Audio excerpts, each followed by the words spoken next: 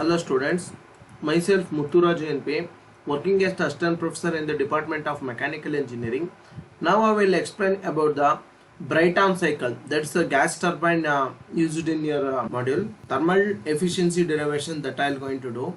I will explain all the concepts of the gas turbine, simple Brayton cycle. This is the gas turbine. This is compressor, combustion chamber, turbine. Combustion chamber, you will supply the given compressed air will be given to air, and then fuel will be injected. When the fuel is injected, air and fuel mixture will be get converted, and then it will be given to the turbine.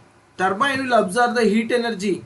It will absorb the heat energy, and then it converted that one into the mechanical energy, and then it will comes out of the turbine.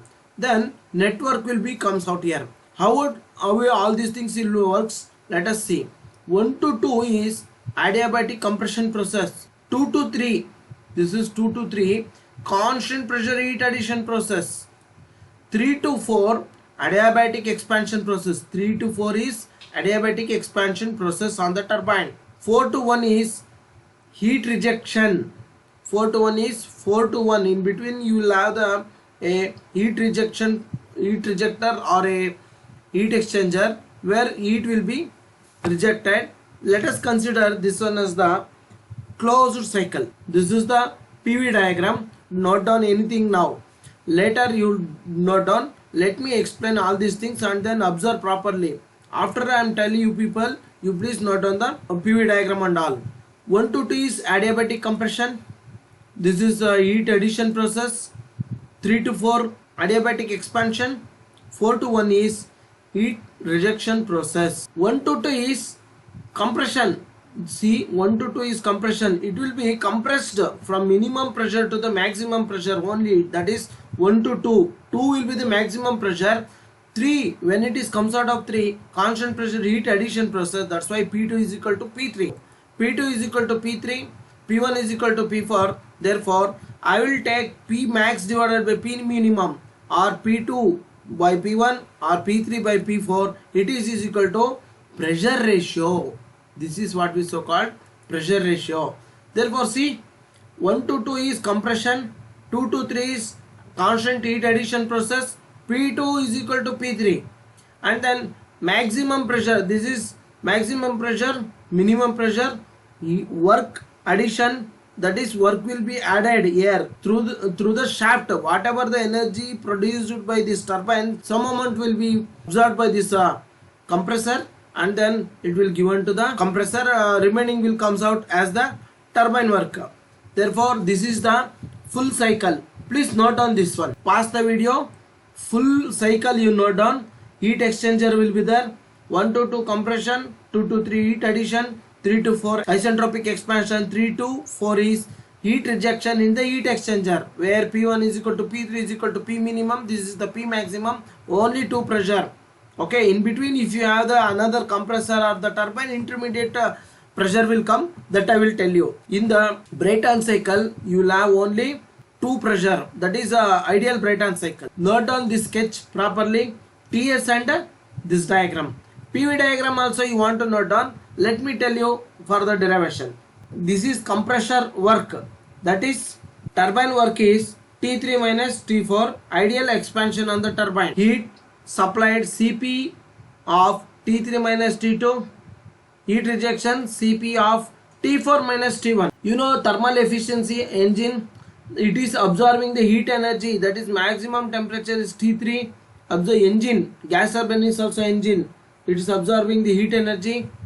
QS, and then doing some amount of the work, Q1 minus Q2. Q2 will be rejected to the low temperature reservoir, which is at the T1. Thermal efficiency, you will write like this: W divided by QS. What is your W? QS minus QR. Q1 Q2 QS QR by QS. Therefore, this is the thing you can write. That is Cp of T4 minus T1, Cp of T3 minus T2, and then Brayton cycle it is equal to 1 minus T4 minus this one. Cp will get cancelled. This is the equation. You got you can take out T1 outside, T4 by T1, you will take T1 or T2 outside. Keep this equation number 1, this one equation as 1. Note on the PV diagram properly. PV diagram. Adiabatic, consider the adiabatic process 1 to 2, year to year.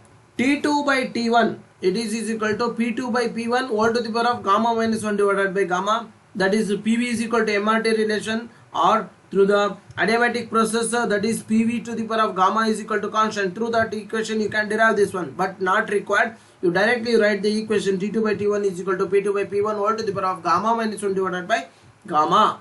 Therefore T2 is equal to T1 into Rp all to the power of gamma minus 1 divided by gamma. What is Rp? Rp is your pressure ratio. Consider the process 3 to 4 constant entropy or adiabatic expansion process.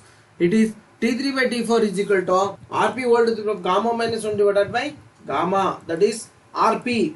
So you know T2 by T1 is equal to T3 by T4 is equal to Rp to the power of gamma minus 1 divided by gamma. You can cross multiply this one. T4 by T1, T3 by T2, Rp all to the power of gamma minus 1 divided by gamma. From the equation 1, that is T4 by T1, T3 by T2. T4 by T1, T3 by T2, minus 1. This whole term will get cancelled. Okay. Therefore, it will be remained with T1 by T2. You can write 1 upon T2 by T1. Therefore, T2 by T1 is equal to Rp to the power of gamma minus 1 divided by gamma. That's why it will be Brayton cycle. This is W net is equal to Wt minus W compressor, because same turbine and compressor both are accommodated on the same shaft. Therefore, whatever the energy produced by the turbine, in that portion of energy will be absorbed by the compressor. Therefore, network will be T Wt minus W compressor. This is the derivation.